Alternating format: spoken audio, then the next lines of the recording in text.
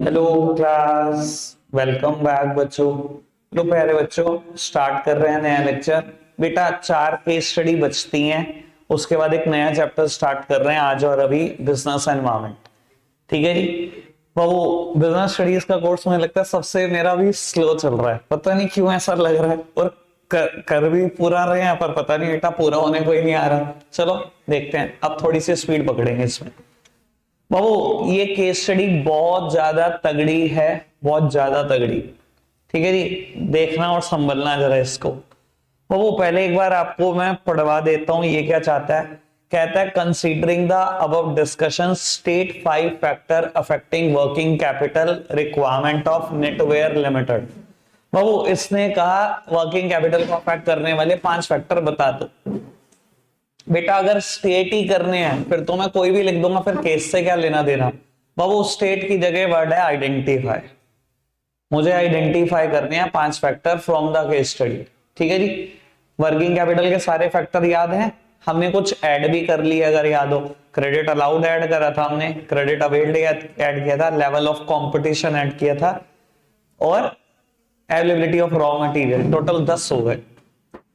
ठीक है जी। चलो जी बाबू पढ़ना जरा केस, आपने ही बताना है, ये बात कंफर्म है बेटा। लो पढ़ना है बेटा केस। चलो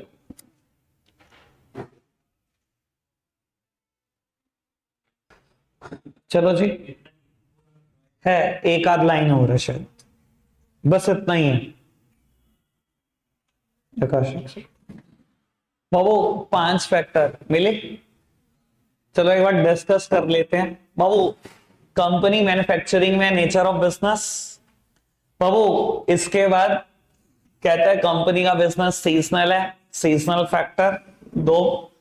इसके बाद कंपनी लार्ज स्केल पे काम कर रही है, scale of operation 3। Availability of raw material 4। और बेटा लेवल ऑफ कंपटीशन 5। ठीक है जी। इनका मत देखना, इनका आंसर तो बस माशाल्लाह है। क्वेश्चन अच्छा था पर इनका आंसर बहुत माशाल्लाह है। बाबू 3 केस स्टडी और बचती हैं अब, बस इससे ज्यादा कुछ नहीं है। लो जी पढ़ते हैं, वेरी सिंपल है।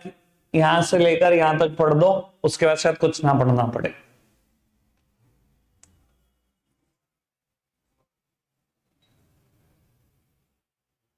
कुछ भी नहीं था। ऐसा क्वेश्चन पेपर में आ जाए तो मेरे तो बच्चे सोचते रहने कि भाई अब कुछ आएगा, अब कुछ आएगा। कुछ नहीं आएगा भैया, मजे लो। बाबू ये केस है, केस थोड़ा ठीक ठाक है, मैं नहीं करूंगा बिल्कुल भी। आपने ही करना है सॉल्व, कॉपीज निकाल लो। ठीक है ना जी, दिमाग में कर सकते हो दिमाग में कर लो। बाबू केस पढ़ना। वेदांश लिमिटेड के पास शेयर कैपिटल है 10 लाख रुपए, 100 रुपए का एक शेयर है। कंपनी एडिशनल 5 लाख लेना चाहती है। 2 ऑल्टरनेटिव्स हैं ईबी। ये वाली बात मैं नहीं पढ़ूंगा, हिंट दिया जाएगा, वरना खुद पढ़ो, खुद पढ़ो, खुद सॉल्व करो। बस यही है केस, खुद पढ़ो और खुद सॉल्व करो, फटाफट से करके दिखाओ। कॉपीज में देखूंगा, पूरे 5 मिनट है। तो वो आप मतलब पूरा एनफ टाइम देने के बाद भी अटेम्प्ट नहीं कर पा रहे, मुझे समझ नहीं आ रहा पेपर में क्या करोगे। एक न्यूमेरिकल है, एक पूरे बिजनेस स्टडीज में, और अलाते हैं, और जिसका आना लगभग तय होता है। वो काम की बात ये है, कहता था companies present EBIT is 4 lakh assuming that the rate of ROI remains the same after expansion. Which alternative should be used by the company in order to maximize the return to the equity shareholder? Tax rate is 50%. Show the working. अच्छा जी बाबू, कहते हैं जो present EBIT है वो 4 लाख है। बाबू presently business में पैसे कितने लगे हुए हैं? 10 लाख, यानी कि 40% रेट है आरओआई का। उसने ये बोला कि एज्यूम कर लो आरओआई का रेट एक्सपेंशन के बाद भी सेम रहेगा। बेटा एक्सपेंशन के बाद बिजनेस में पैसे कितने लगेंगे? 10 पहले लगे हुए हैं, 5 और लग जाएंगे, 15। 40% रेट होगा तो ईबीआईटी कितना आ जाएगा? 6-6 लाख। अब दोनों सिचुएशन में ईबीआईटी 6-6 लाख लो, और कुछ भी नहीं करना था इसके बाद तो। सबसे मुश्किल काम ये था कि ईबीआईटी निकालना इस क्वेश्चन का सबसे मुश्किल काम है बाबू। पहली सिचुएशन में इक्विटी से पैसा लिया तो इंटरेस्ट कुछ नहीं आएगा। सेकंड सिचुएशन में 5 लाख का 10% 50,000 का इंटरेस्ट आएगा। EBIT minus interest, EBT 50% tax, 3 lakh और 275 बाबू। ईएफपी भी यही होगा, ईएटी ही ईएफपी है, प्रेफरेंस डिविडेंड तो है नहीं, divided by number of equity share बाबू। 10 पहले थे, 5 यहां पर आ गए, 15,000 और इसमें 10,000 ही रहे क्योंकि डिवेंचर से पैसा लिया, तो ये 20 आ गया, ये 27.5 आ गया। और ये मुझे एडवांस में पता था यही फायदा होना है क्योंकि ईबीआईटी का आरओआई का रेट 40% था और मैं लोन ले रहा हूं 10% से, तो फायदा तो होना ही था। शो योर वर्किंग, क्वेश्चन है कहा भैया। कर तो बहुत कुछ सकते हैं लेकिन क्वेश्चन देने वाला भी बहुत समझदार होता है। चलो जी, दिख नहीं रहा था, कोई दिक्कत नहीं, पेपर में दिख जाना चाहिए, आगे पीछे तो ना भी दिखे। जिन क्वेश्चन मैंने टिक किया हुआ कुछ नहीं है, 1-1 मिनट के ही करने ही नहीं है, इसलिए तुम्हारा समय ही बचाया मैंने पढ़ पढ़ के। बस लास्ट क्वेश्चन बाबू, लास्ट केस है, पढ़ना जरा। Smart stationery limited want to raise fund of 40 lakh for its new project. Management is considering the following mix of debt and equity to raise the amount.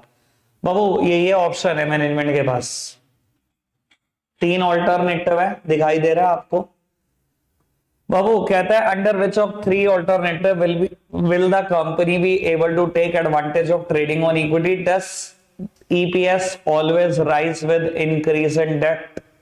इसका आंसर तो है no, बस वहीं पर राइज करता है ईपीएस जहां ROI is greater than interest rate. ये पूरी वर्किंग शो करो मुझे और वर्किंग से पहले ही आंसर बता दो, वर्किंग बाद में करना, मुझे आरओआई के हिसाब से आंसर बताओ बाबू। ईबीआईटी क्वेश्चन ने दिया 8 लाख, चारों सिचुएशन में 40 लाख, मतलब आरओआई 20%, 9% से काफी ज्यादा है। कौन सी सिचुएशन में फायदा होगा? जिसमें सबसे ज्यादा डेट होगा। वर्किंग बताओ फटाफट से, मुझे ईपीएस का आंसर बताओ तीनों सिचुएशन। अब आंसर एक बार मैच कर लेते हैं इनसे, 14, 16.56 और 37.10। ऑल ओके, ठीक है जी, डन। चलो जी बाबू, चैप्टर ये यहीं खत्म हो जाता है, नया चैप्टर स्टार्ट कर रहे हैं बेटा, चैप्टर नंबर 3 बिजनेस एनवायरनमेंट। बाबू बिजनेस एनवायरनमेंट से बेटा वो टॉपिक कटी है शायद लास्ट वाला, एलपीजी और इम्पैक्ट ऑफ एलपीजी। बाबू इस बार मैं करा ही नहीं रहा, पिछली बार मैंने वो भी करा दिया था, सब सामने देख रहे हैं बाबू। बेटा बिल्कुल चुप, बिजनेस एनवायरनमेंट का बेस बना लो बेटा, आज ही चैप्टर का बेस बिल्कुल क्लियर करना है बाबू। बिजनेस एनवायरनमेंट क्या होता है बेटा? बिजनेस की ज्योग्राफिकल बाउंड्री के बाहर जो कुछ भी है बेटा, उसका सम टोटल कर दो, वही बिजनेस एनवायरनमेंट है। बिजनेस की ज्योग्राफिकल बाउंड्री के बाहर जो कुछ भी है। और बाबू बिजनेस की ज्योग्राफिकल बाउंड्री के बाहर क्या होता है बेटा? बिजनेस के सप्लायर्स देख लो, वो भी बिजनेस के बाहर से आते हैं बेटा। बिजनेस के कस्टमर्स देख लो, वो भी बेटा बिजनेस के बाहर से आते हैं। बिजनेस के शेयर होल्डर्स देख लो बेटा, वो भी बिजनेस के बाहर से आते हैं।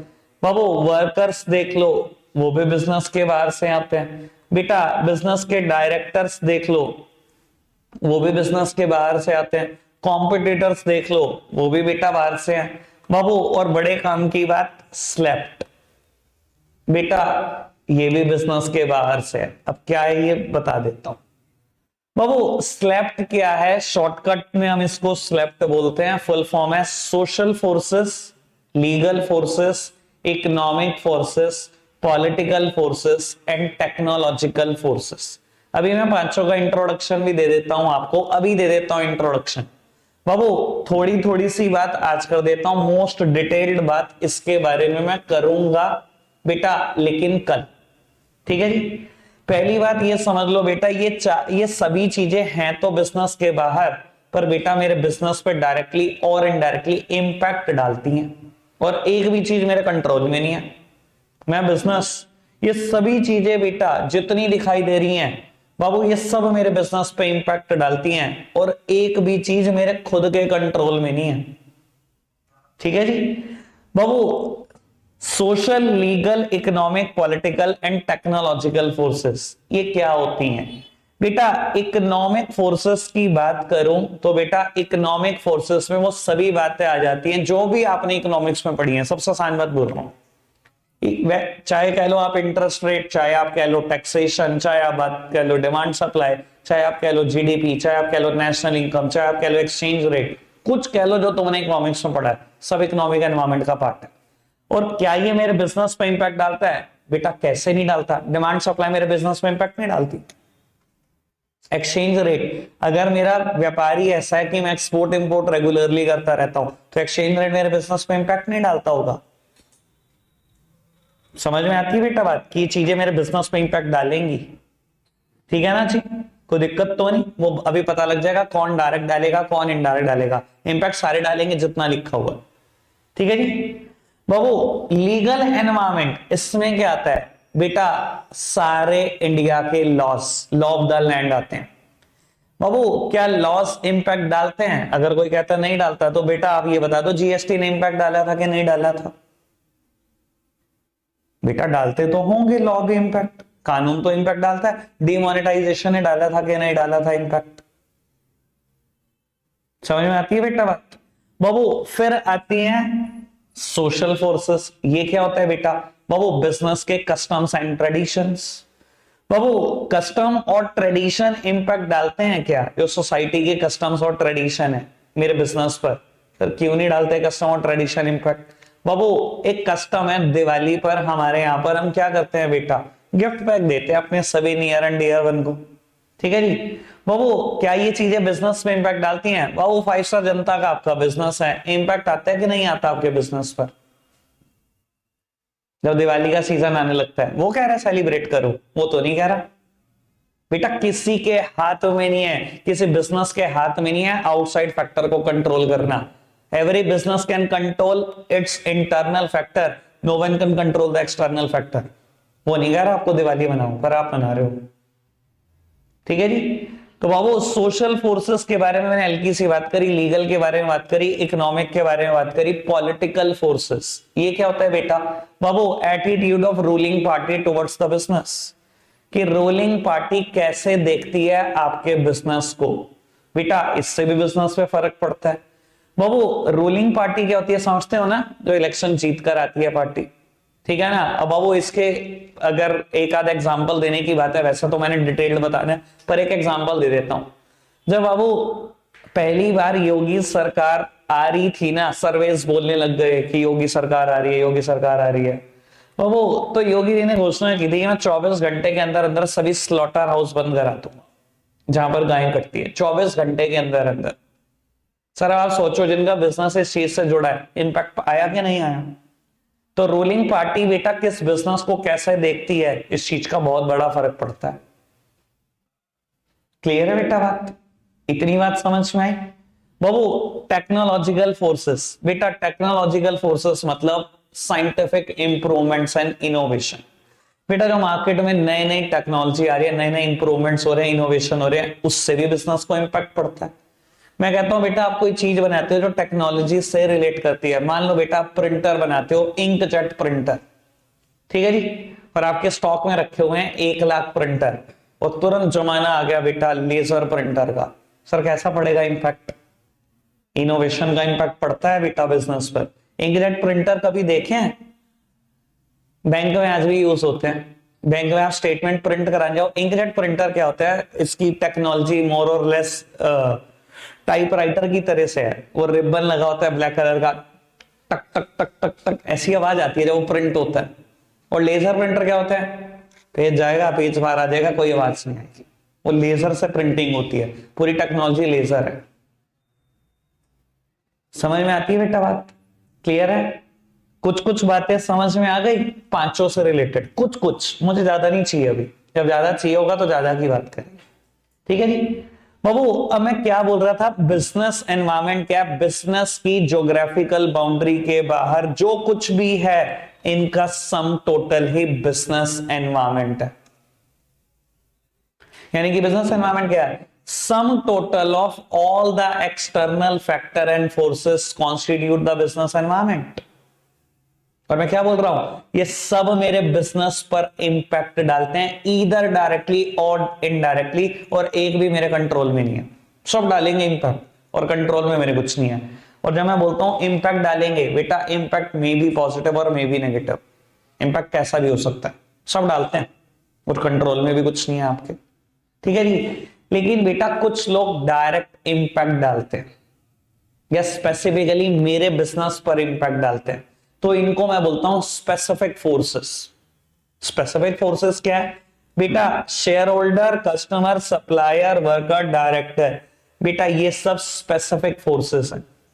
और बेटा ये बाबू इनको हम बोलते हैं जनरल फोर्सेस। ऐसा क्यों बेटा, ये स्पेसिफिकली और स्पेसिफिकली सिर्फ मेरे बिजनेस पर इंपैक्ट डालते हैं, इसलिए इनका नाम पड़ा स्पेसिफिक फोर्सेस। या हमें ऐसा भी बोल सकते हैं ये डायरेक्टली मेरे ही बिजनेस को इंपैक्ट करते हैं। बाबू कोई एग्जांपल बता देता हूं, मैं कहता हूं बेटा आपकी कोई कंपनी है इन्फोसिस, और आज बेटा 20,000 वर्कर स्ट्राइक पर बैठ गए। सर मेरे वर्कर स्ट्राइक पर बैठे हैं, रिलायंस को इससे कोई फर्क पड़ेगा? क्यों पड़ेगा बेटा, ये जब भी इंपैक्ट डालेंगे स्पेसिफिकली मेरे बिजनेस पर इंपैक्ट डालेंगे, इसलिए इनके इंपैक्ट को बोला गया स्पेसिफिक इंपैक्ट और डायरेक्ट इंपैक्ट, और इनको बोला गया स्पेसिफिक फोर्सेस, क्योंकि ये एक ही बिजनेस को इंपैक्ट करेंगे, सिर्फ मेरे बिजनेस को, ठीक है जी। लेकिन बेटा अगर मैं इनकी बात करूं, ये बाबू सबको इंपैक्ट कर जाएंगे, पूरी इंडस्ट्री को इंपैक्ट कर जाएंगे, ऐसा हॉल इंपैक्ट डालेंगे, तो इनको बोला जाता है जनरल फोर्सेस, या इनके इंपैक्ट को लोग इनडायरेक्ट इंपैक्ट भी बोलते हैं। मैं कहता हूं बेटा एक कानून आ गया, ठीक है जी, एक लॉ आ गया जिसने लिखा गया 1962 में कि गुजरात में हम लिकर बैन कर रहे हैं। ड्राई स्टेट है ये, ड्राई स्टेट रहती है 1960s में। मैं कहता हूं बेटा अगर आपने लिकर बैन कर दी तो खाली क्या जो भी कंपनी में आती है रॉयल स्टैग को फर्क पड़ेगा? बेटा आपको नहीं लगता पूरी लिकर इंडस्ट्री इंपैक्टेड होगी ऐसा हॉल? एक बिजनेस थोड़ी इंपैक्ट हुआ, सब इंपैक्ट हुए ना। या मैं कहूं बेटा डीमोनेटाइजेशन हो गया, इकोनॉमिक एनवायरनमेंट का चेंज हो गया, या कानून आ गया, सर एक बिजनेस इंपैक्ट हुआ, डीमोनेटाइजेशन होगी, कारें नहीं बिक रही, व्हीकल इंडस्ट्री चौपट हो गई, ऑटोमोबाइल खत्म हो गए बिकने।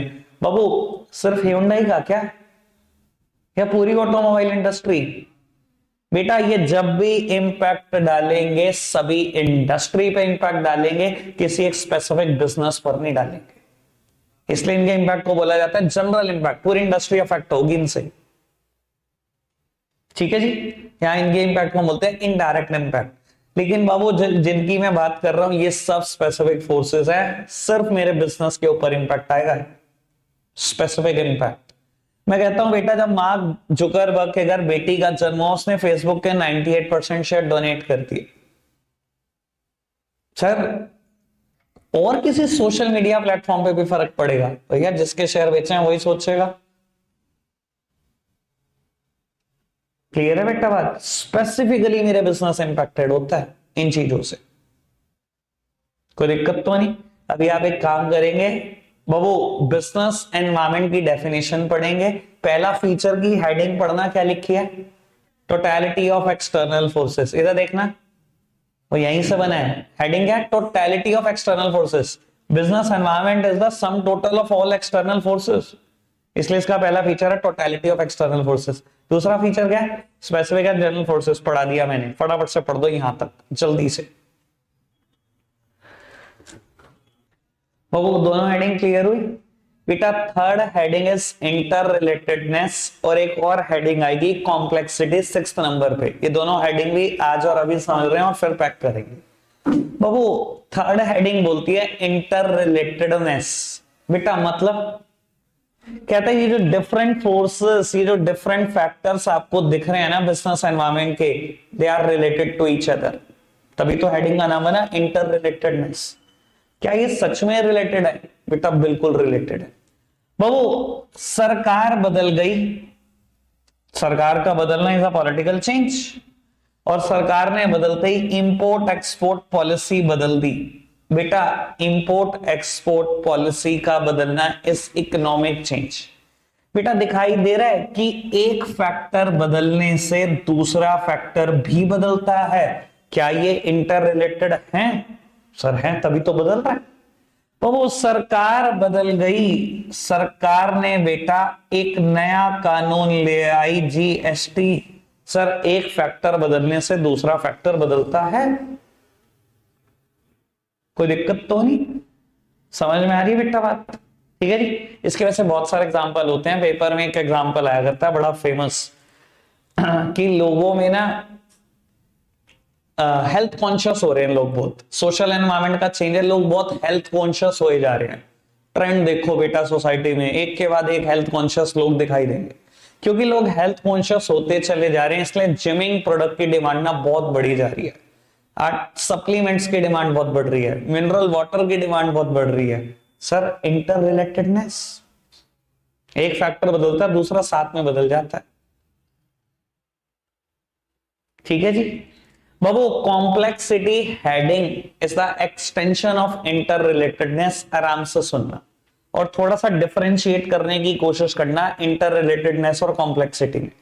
बाबू इंटर रिलेटेडनेस तो बस इतनी सी बात करता है कि एक फैक्टर दूसरे से रिलेट करता है, बस ये तो इतनी सी बात करता है ना, एक दूसरे से रिलेट करता है, दैट्स इट। बेटा कॉम्प्लेक्सिटी क्या कहता है ये सुनो। कहता है आप कोई बिजनेस हो, आपको लगता है एक फैक्टर चेंज हो जाएगा और आप उसका इंपैक्ट बिजनेस पे देखने लगते हो। ये कहता है एक सिंगल फैक्टर का इंपैक्ट क्यों ही देख रहे हो आप? एक फैक्टर बदलने से दूसरे भी तो फैक्टर बदलेंगे, क्योंकि ये इंटर रिलेटेड हैं, और वो दूसरे फैक्टर बदलकर मेरे बिजनेस पे क्या इंपैक्ट डालेंगे, कहते हैं ये देखना बहुत मुश्किल है। यही कॉम्प्लेक्स है। सुन लो मैं क्या बोल रहा हूं। इंटर रिलेटेडनेस तो बहुत छोटी सी बात करता है, कहता है कि एक फैक्टर दूसरे से रिलेट करता है, दूसरा तीसरे से रिलेट करता है, ये है इंटर रिलेटेडनेस। कॉम्प्लेक्सिटी क्या कहती है? कॉम्प्लेक्सिटी कहती है अगर आप ये सोच रहे हो ना कि सोशल एनवायरनमेंट का कोई चेंज होगा मेरे बिजनेस पे इंपैक्ट आएगा, कहता है ये कोई भी देख लेगा। कहता है आप एक फैक्टर का चेंज देख ही क्यों रहे हो अपने बिजनेस पे? आप ये सोचो ना एक फैक्टर के बदलने से दूसरा बदलेगा, और दूसरा अगर बदल गया वो मेरे बिजनेस पे क्या इंपैक्ट डालेगा, कहता है यही जानना बहुत मुश्किल है। आप खुद सोचो बेटा, किसी ने प्रोडक्ट किया था सरकार बदलेगी और डीमोनेटाइजेशन हो जाएगा और मेरे बिजनेस में इंपैक्ट आएगा, बताओ किसने किया था? कर सकता है कोई प्रोडक्ट? ऐसे प्रोडक्ट कर सकता है कोई? सर मैं कहता हूं लोग बहुत जल्दी प्रोडक्ट कर सकते हैं। आज ही सर्वे देखना शुरू कर दो, आज ही आपको लगना शुरू हो जाएगा 2024 में इलेक्शन होना, मोदी सरकार आएगी। ठीक है ना? सब सोचना शुरू कर देंगे यार पॉलिटिकल एनवायरनमेंट का एक चेंज होना है, मेरे बिजनेस पे क्या इंपैक्ट आएगा, सब सोचना शुरू कर दो। पर अब ये तो समझो खाली ये थोड़ी बदलेगा, ये बदलेगा पता नहीं कितने कानून और नए आएंगे, पता नहीं कितने इकोनॉमिक एनवायरनमेंट के चेंज होंगे, वो मेरे बिजनेस पे क्या इंपैक्ट डालेंगे, ये जानना ही तो कॉम्प्लेक्स है। एक सिंगल वेक्टर का इंपैक्ट तो बहुत दुनिया देख लेती है। समझ आई बेटा बात? कॉम्प्लेक्सिटी किसको बोलते हैं? ठीक है, आज के लिए रखेंगे इतना ही। Bye bye.